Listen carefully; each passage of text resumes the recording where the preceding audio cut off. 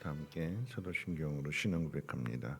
전능하사 천지를 만드신 하나님 아버지를 내가 믿사오며 그 외아들 우리 주 예수 그리스도를 믿사오니 이는 성령으로 잉태하사 동정녀 마리아에게 나시고 본디오 빌라도에게 고난을 받으사 십자가에 못 박혀 죽으시고 장사한 지 사흘 만에 죽은 자 가운데서 다시 살아나시며 하늘에 오르사 전능하신 하나님 우편에 앉아 계시다가 조리로서 산 자와 죽은 자를 심판하러 오시리라. 성령을 믿사오며 거룩한 공회와 성도가 서로 교통하는 것과 죄를 사하여 주시는 것과 몸이 다시 사는 것과 영원히 사는 것을 믿사옵나이다. 아멘. 좋으신 하나님, 오늘 새벽도 하나님 귀한 전으로 인도해 주심을 감사합니다. 우리에게 향하신 하나님 뜻이 무엇인지를 깨닫는 시간 되게 하시고 깨달을 뿐만 아니라 오늘 하루 힘써 지킴으로 인하여서 하나님의 뜻을 이루며 하나님의 영광을 나타낼 수 있는 믿음의 삶이 되게 하옵소서. 사명 잃어버리지 않게 하시고 하나님의 나라를 향한 사명이 다시 우리의 마음 가운데 활활 타오를 수 있도록 하나님의 영으로 충만케 채워주옵소서. 감사드리며 예수님의 이름으로 기도합니다. 아멘. 하나님 말씀 봅니다. 하나님 말씀 이사야서 10장 20절로 34절까지의 말씀 한 절씩 교독으로 읽겠습니다. 이사야서 10장이고요. 20절로 34절까지의 말씀 한 절씩 교독으로 있습니다. 그날에 이스라엘의 남은 자와 야곱 족속의 피난한 자들이 다시는 자기를 친 자를 의지하지 아니하고 이스라엘의 거룩하신 여호와를 진실하게 의지하리니 남은 자 곧 야곱의 남은 자가 능하신 하나님께로 돌아올 것이라. 이스라엘이여 내 백성의 바다의 모래가 될지라도 남은 자만 돌아오리니 넘치는 공의로 파멸이 작정되었습니다. 이미 작정된 파멸을 주 만군의 여호와께서 온 세계 중에 끝까지 행하시리라. 그러므로 주 만군의 여호와께서 이르시되 시온에 거주한 내 백성들아 아수르가 애굽에 한 것처럼 막대기로 너를 때리며 몽둥이를 들어 너를 칠지라도 그를 두려워하지 말라. 내가 오래지 아니하여 내게는 분을 그치고 그들은 내 진노로 멸하리라 하시도다. 만군의 여호와께서 채찍을 들어 그를 치시되 오래 바위에서 미디안을 쳐 죽이신 것 같이 하실 것이며 막대기를 드시되 바다를 향하여 애굽에서 하신 것 같이 하실 것이라.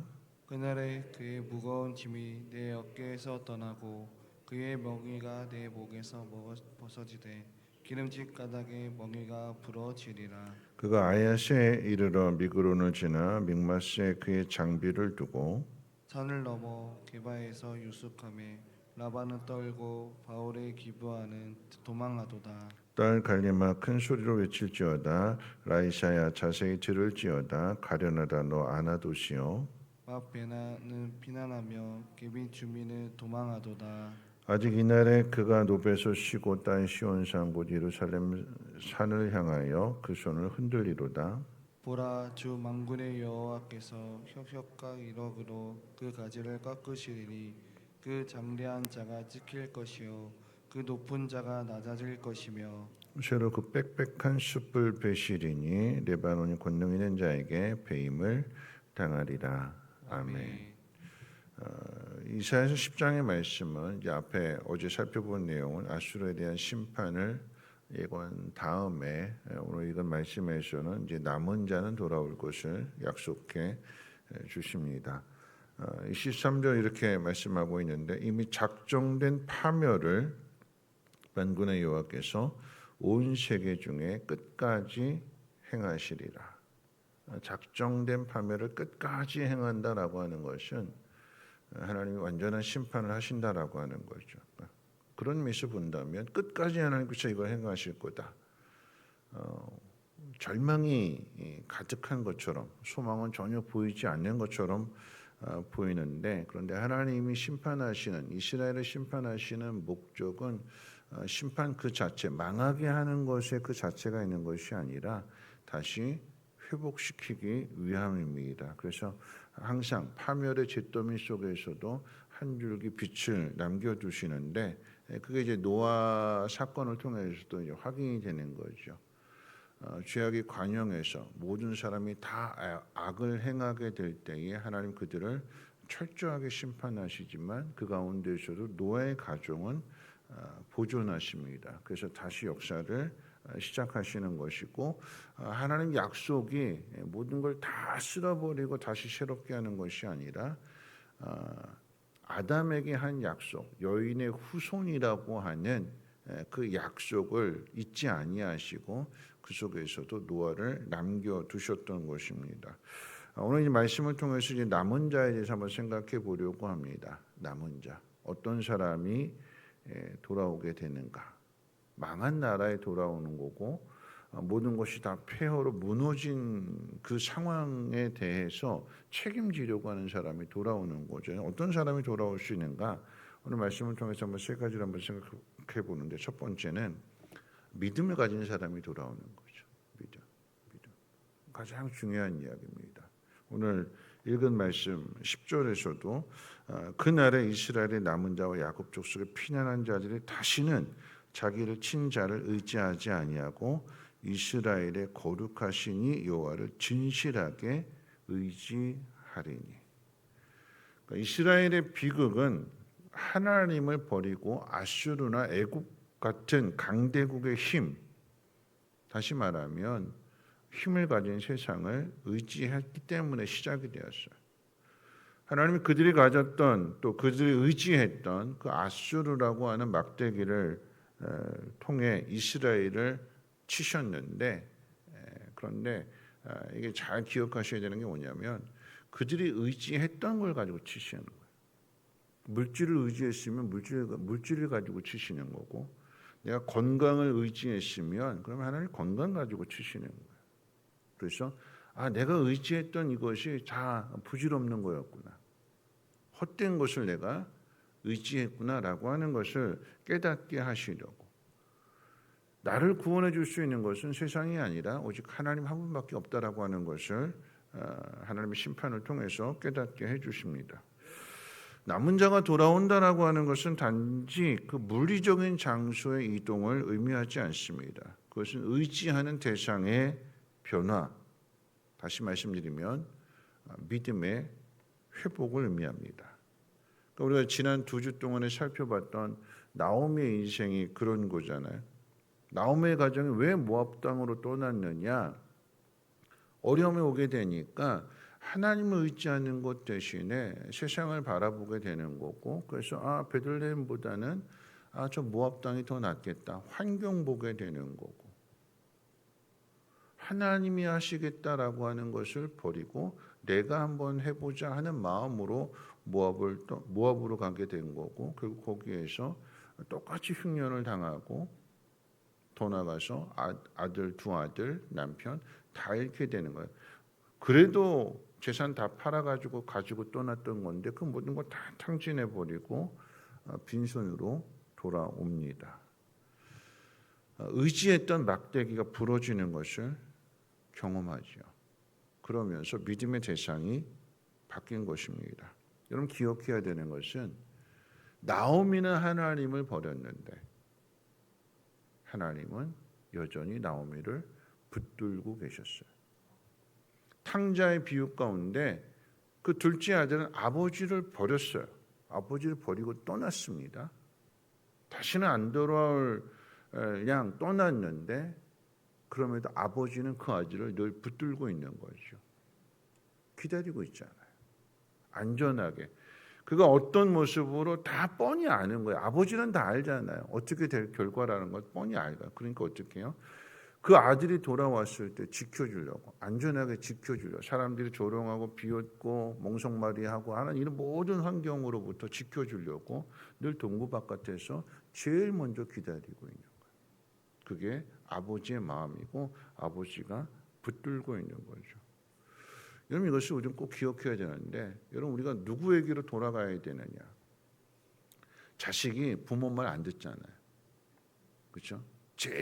부모에게 제일 속상한 게 뭐냐면 신앙의 문제. 교회 좀 나오라고, 하나님 믿으라고 해도 안 듣잖아요. 그러면 부모가 그 자식에게 뭐라고 얘기할까요? 그래, 지쳤어요. 이제 잔소리하는 거 지쳤어요. 뭐라고 얘기할까요? 그래, 네 마음대로 한번 살아봐라. 근데 네가 꼭 하나님을 필요로 할 때가 있을 거야. 그럼 그때 돌아와. 부모가 이렇게 이야기하는 건 뭘까요? 너 돌아오면 내가 도와줄게. 내가 책임질게. 그런 의미잖아요. 너 내 말 안 들었으니까 그래, 호족파가 네 맘대로 알아서 살아. 나도 너 신경 안 쓸 거야. 그게 아니라 그래, 네가 하고 싶은 대로 한번 해봐. 그게 네 뜻이라고 하면 한번 해봐. 근데 만약에 안 된다라고 하면 돌아와. 그분에게로 돌아가야 되네. 그게 부모님일 수도 있지만 나를 걱정해주고 나를 생각해주고 나에게 길을 가르쳐 주는데 그 길을 내가 계속 고집부리면서 안 듣는다라고 하면 나중에 깨닫게 될 때는 그렇게 나한테 말해준 사람을 기억하고 돌아와야 되는 거죠. 그럼 누가 돌아올 수 있느냐? 믿음 가진 사람이 돌아오는 거예요. 하나님 의지하지 않았던 사람이 그 고난을 통해서 깨닫게 되니까 하나님 의지하려고 돌아오는 거죠. 오늘 그 믿음이 회복될 수 있는 우리 모두가 되시기를 바라고, 무엇보다도 여러분의 자녀들이 또 여러분 주변에 있는 하나님 알지 못하고 하나님 믿지 않는 사람들이 하나님을 믿게 되는 은혜 역사가 있어지기를 주의 이름으로 축원을 드립니다. 두 번째, 어떤 사람이 돌아오는가? 사명 가진 사람이 돌아오는 거예요. 사명. 그냥 단순하게 그냥 거기서 살아남은 것으로만 끝나는 것이 아니라 오늘 21절 말씀 가운데 보면 남은 자 곧 야곱의 남은 자가 능하신 하나님께로 돌아올 것이라고 가르쳐주고 있습니다. 남은 자들이 돌아오는 이유는 무너진 예루살렘을 다시 회복하기 위해서입니다. 이 남은 자들은 단지 그 고난으로부터 어려움으로부터 자기 목숨 건진 것으로 만족하는 사람들이 아닙니다. 이들은 예루살렘이 무너진 것을 슬퍼했고 성전이 무너진 것도 슬퍼했고 포로로 잡혀간 그곳에서 지난날의 영광을 회상하면서 바벨론 강가에서 눈물 흘렸던 사람들입니다. 그 눈물이 신세한탄으로 끝나지 않고 그때 왜 내가 그랬을까? 우리 조상들이 왜 그랬을까? 왜 그렇게 하나님이 선지자를 통해서 말씀해 주셨는데 그것을 듣지 않았을까? 안 들어서 그렇게 된 거잖아요. 말씀을 안 들어서 자기 하나님 말씀대로 살지 않고 자기 고집대로 자기 생각대로 산 결과가 그렇게 된 거잖아요. 그거 후회하는 거죠. 근데 단지 후회로만 끝나는 게 아니에요. 하나님 분명하게 70년이 지나서 다시 돌아오게 될 거다. 안 믿었는데 근데 정말 그 일이 이루어졌다면 하나님의 은혜가 깨달아졌다면 그 고난의 자리에서 넘어진 그 자리에서 망한 그 자리에서 하나님 말씀이 기억나고 하나님 말씀이 깨달아졌다면 해야 할 일은 어떻게 해요? 돌아오는 거예요. 후회할 때 가졌던 그 마음들, 내가 다시 이렇게 살지 말아야지 하는 것을 내 마음속으로 깨달았다면 어떻게 그거 지켜야지요. 후회하면서 그 전에 계속 머물러 있다면 여러분 그것은 온전한 믿음이 아니에요. 깨달은 것을 어떻게 해요? 지켜 해내야 되는 것입니다. 이스라엘의 심판을 받은 가장 중요한 이유는 뭐냐면 하나님이 그들을 부르신 사명을 잃어버렸기 때문입니다.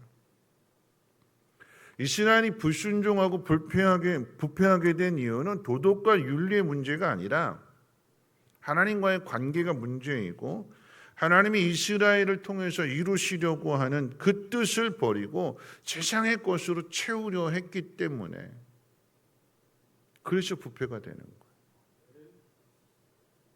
하나님의 사람은 하나님의 뜻대로 살아야 되는 거잖아요. 근데 그 뜻을 버리고 하나님의 뜻을 버리고 자기 마음대로 살려고 하고 자기 뜻대로 살려고 하고 그래서 자기 마음, 자기 기준에 옳은 것들을 자꾸 마음속에 채워넣는 그 자체가 부패가 되는 거예요.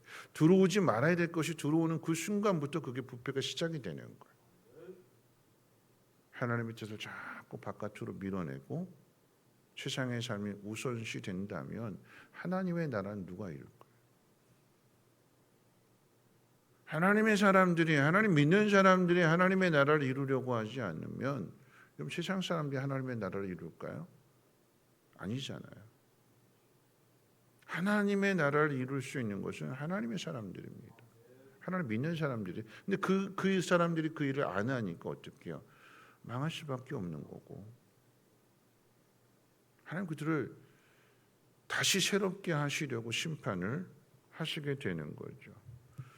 그렇다면 여러분 왜 하나님께서 남은 자를 두셨는지, 왜 다 진멸하지 않고 그 속에서 하나님께서 깨닫게 하시는지를 다시 한번 생각해 봐야 되는 거예요. 내가 하나님의 뜻을 버리고 하나님의 나라를, 먼저 그의 나라와 그의 의를 구하라라고 하는, 그래서 우리를 불러주셨고 그래서 우리를 하나님 자녀 삼아 주셨는데 내가 그 은혜를 배반하고 아쉬울 때는 손 벌리고 뭔가 채워지게 되니까 그때는 나 몰라라 하는 그런 삶을 살았구나 하는 것을 그때 가서 깨닫고 돌이킨다라고 하면 뭐 해야 될까요? 하나님 나라 일해야 되는 거죠. 이것은 쉽지 않은 일이에요. 바벨론의 포로로 잡혀갔을 때 70년이라고 하는 이 시간은 그 세대는 이미 다 그 땅에서 사라졌을 수도 있고 다음 세대, 2세대, 3세대가 태어난 상황이잖아요. 그러면 그 땅에서 어느 정도 정착을 했어요. 기반 잡아놨습니다. 그런데 돌아간다라고 하는 것은 그 모든 것들을 다 미련 없이 버린다라고 하는 거예요. 믿음 아니고서는 할 수 없는 거예요. 믿음이 뭐냐? 하나님을 위해서 기꺼이 내 모든 것들을 버릴 수 있는 것, 그게 믿음이에요. 그게 사명자이고요. 그러니까 돌아오잖아요. 예루살렘은 느헤미야의 그 탄식처럼 성벽이 무너져서 매일같이 시달림 당하고 매일같이 고난을 당하고 있는 그곳으로 가는 거잖아요. 남은 자가 돌아온다라고 하는 것은 그런 의미예요. 지금 내가 가지고 있는 모든 것들, 이것을 하나님의 뜻을 위해서 버리고, 하나님께서 왜 남은 자를 살려두셨느냐, 왜 포로 귀환할 수 있도록 그 고레스 칙령을 하나님께서 허락하셨느냐 하는 이 모든 것들을 생각하게 될 때 무너진 성전을 다시 재건하라라고 하는 거구나. 그게 사명이 될 때에 그 사명을 붙든 사람이 돌아오는 거죠. 모든 것이 다 안정이 되었는데 하나님의 나라가 우선이 됩니다. 그래서 돌아오는 것, 그 자체가 믿음이 되는 거예요. 마지막 세 번째, 왜 돌아오느냐? 남은 자가 돌아야 될 가장 큰 이유는 하나님의 약속 때문입니다. 약속. 22절에 뭐라고 얘기냐면 이스라엘이여 네 백성이 바다의 모래 같을지라도 남은 자만 돌아오리라. 여러분 이사야에서 이 말씀은요 아직 망하기 전에 주어지는 말씀이잖아요. 예언의 말씀이에요. 예언의 말씀. 너희들 망할 거야. 너희들 의지했던 거 오히려 그것 때문에 다 무너지는 것을 경험할 거야. 그런데 그 속에서 남은 자는 돌아올 거야. 하나님이 약속으로 주신 말씀이에요. 그러면 하나님이 이미 오래전에 70년 그 전에 주셨던 그 말씀이라고 하는 것을 증명하기 위해서는 돌아와야 되는 거예요. 하나님은 신실하신 하나님이시다. 약속하신 것을 반드시 지키시는 하나님이시다. 하나님은 어떤 상황 속에서 우리를 다시 건져내시고 회복시키시는 하나님이라고 하는 것을 세상 가운데 증명해내려면 그 약속의 말씀을 붙들고 돌아오는 사람이 있어야 되는 거죠. 여러분 그 이야기는요. 내가 돌아가서 성전을 지을 거야. 내가 돌아가서 성벽을 지을 거야. 열심히 잠 안 자고 열심히 내가 뭔가 다 하나님 앞에 드려서 뭐 성벽을 짓고 성전을 짓는 것도 중요하지만 더 중요한 것은 뭐냐면 하나님 그 자체입니다. 내가 돌아가려고 하는 이유는 하나님 때문이다. 하나님이 약속하신 것을 내가 이루어 드리기 위해서 그래야 하나님의 신실하심이 세상 가운데 증명되니까. 하나님과의 관계입니다. 관계. 다시 말하면 하나님에 대한 사랑. 그 사랑 때문에 돌아오는 거고, 그 사랑 때문에 어떻게 해요? 성전을 재건하는 거고. 하나님과의 관계. 왜 고난을 당하느냐? 하나님 잃어버렸기 때문에 고난 당하는. 왜 심판을 당하느냐? 하나님을 버렸기 때문에. 그런데 돌아오는 사람, 남은 자는 어떤 사람이냐? 그 하나님에 대한 사랑이 간절한 사람, 진실한 사람. 그러니까 돌아올 수 있는 거죠. 그러니까 모든 것들을 다 버릴 수가 있는 거죠. 말씀을 마칠 텐데요. 믿음, 사명, 그리고 하나님에 대한 약속, 이 모든 것들은 다 따로 떼어놓는 것이 아니라 다 연결되는 거예요. 믿음 있는 사람은 사명을 따라 사는 사람이고, 그 사명을 가진 사람은 어떤 사람이냐? 하나님을 드러내는 거죠.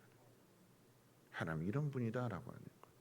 내가 믿는 하나님은 이런 하나님이다. 오늘 이사야서의 말씀을 통해서 내가 믿는 하나님을 증거하는 그 하나님 어떤 하나님이냐? 하나님은 바다 너희 자손이 바다의 모래처럼 많아질 거다. 그런데 불순종해서 그 바다의 모래 같은 그 많은 자손들이 다 사라지고 다 망하고 남은 자만, 소수의 남은 자만 남게 되었는데,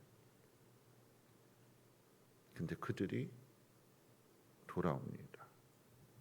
숫자가 중요한 것이 아니라 하나님은 그 작은 숫자를 가지고 능히 한 사람을 가지고 천을 이기게 하시고 만을 이기게 하시는 분이 하나님이시니까 어떤 사람이 중요하냐?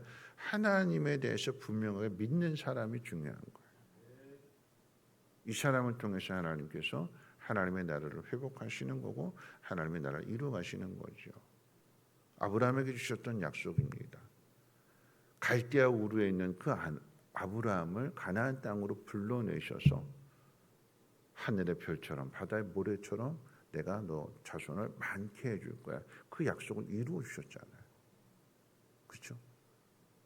그러면 남은 자라고 하는 것은 아브라함보다는 더 숫자가 많잖아요. 하나님이 그 일을 반드시 행하신다. 우리 하나님은 그런 하나님이다. 여러분 혹시라도 삶의 고난의 자리에 있다면, 여러분이 의지했던 것들이 다 무너져 있는 그런 현실들을 경험했다라고 하면 우리가 힘써야 될 것은 뭐냐면 믿음의 회복이고 하나님의 나라에 대한 사명이며, 그리고 하나님에 대한 사명 가운데 가장 중요한 것은 하나님과 나와의 관계입니다. 하나님은 신실하신 하나님이시다. 하나님 약속하신 것을, 말씀하신 것을 반드시 이루시는 하나님이다. 내가 그거 세상 가운데 나타내야겠다. 이 마음 가지고 오늘 하루도 살아가시기를 주님의 이름으로 부탁을 드립니다. 찬송가 314장 함께 찬송합니다.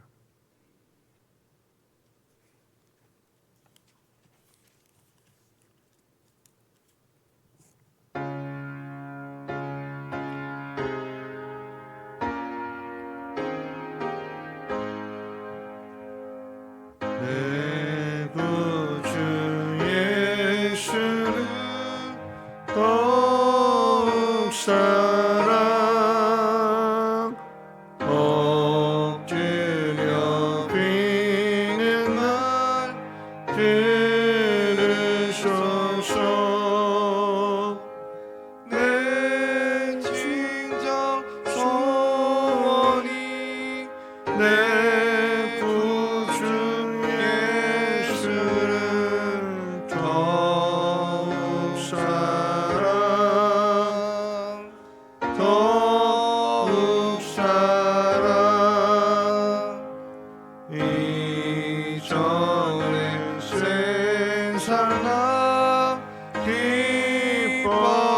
기뻐서도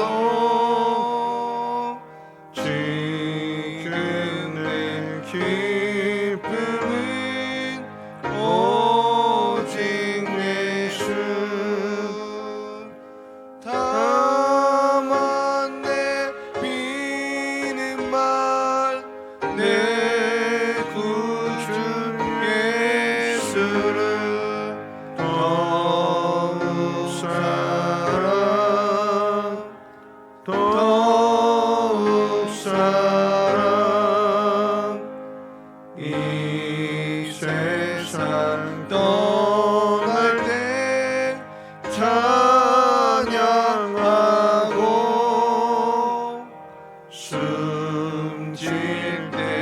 하는 말 이것일세.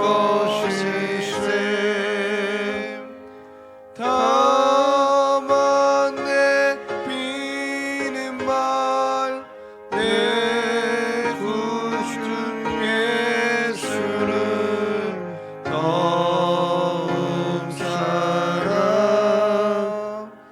더욱 사랑. 아멘.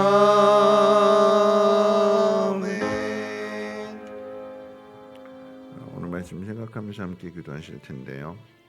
하나님은 우리를 망하게 하려고 하시는 것이 아니라 다시 새롭게 하시려고, 또 우리에게 복을 주시려는 분이 하나님이신데 복 받을 만한 사람이 되어야 되는 거죠. 순종 안 하는데, 하나님의 나라 일보다도 세상 일이 더 우선인데 복이 온다면 그것은 복이 아니라 화가 되는 거예요. 진정한 복은요, 하나님 누구신가를 알고 내가 그 하나님을 사랑하는 마음을 가질 때 그 속에서 하나님의 복이 이루어지게 되는 것입니다. 오늘 우리가 이 말씀 기억하게 될 때, 하나님 내가 해야 될 일이 무엇인지 믿음을 다시 회복하는 거고, 믿음을 회복한다라고 하는 것은 하나님을 위해서 기꺼이 그 모든 것을 다 비우고 다 내려놓고 하나님의 나라를 위해서 살아간다라고 하는 것이며, 그 속에는 하나님에 대한 사랑이 전제되어야, 그것이 밑바탕이 되어야 그 일을 감당할 수 있습니다. 하나님, 내가 하나님 나라 일을 놓치고 있지는 않는지 다시 한번 내 마음을 새롭게 해주셔서 하나님 사랑하는 마음으로, 하나님 이런 분이시다라고 하는 것을 세상 가운데 나타낼 수 있는, 무너진 것을 다시 회복시켜 주시는 하나님, 그 하나님을 내가 세상 가운데 나타나겠습니다. 하나님 나를 사용해 주시옵소서. 하나님, 우리 믿지 않는 자녀들, 또 주변에 있는 많은 사람들이 그 절망의 자리에서 포기하는 것이 아니라 그들 또한 남은 자가 되어서 깨닫고 하나님께로 돌이킬 수 있는 은혜를 더해달라고 함께 통성으로 하나님 앞에 기도합니다. 사랑 많으신 하나님 아버지, 감사합니다. 오늘 하나님 말씀으로 하루를 시작합니다. 하나님, 우리가 의지하는 것이 무엇인지를 하나님 깨닫게 해주시고, 진실한 마음으로 하나님만을 의지하며 또 하나님만을 사랑하며 하나님의 뜻을 향하여 나갈 수 있는 우리의 믿음이 되게 도와주시옵소서. 하나님은 아브라함에게 하늘의 별처럼 바다의 모래처럼 내 자손이 많아질 거다 약속하셨고 그 약속을 이루어 주셨습니다. 그런데 그 후손들이 하나님 약속을 저버리고 하나님의 뜻대로 살지 않음으로 인하여서 사명을 잃어버렸습니다. 하나님 부르신 뜻을 잊어버렸습니다. 하나님, 그래서 그들을 새롭게 하시려고 고난을 주셨습니다. 하나님, 고난 끝에 깨닫게 된 것들, 고난 속에서 하나님 앞에 다짐했던 것들, 약속했던 것들 하나님 다시 한번 기억나게 하시고, 하나님 그것을 잘 지켜 행할 수 있는, 그 약속을 신실하게 이뤄갈 수 있는 우리의 믿음이 되게 도와주시옵소서.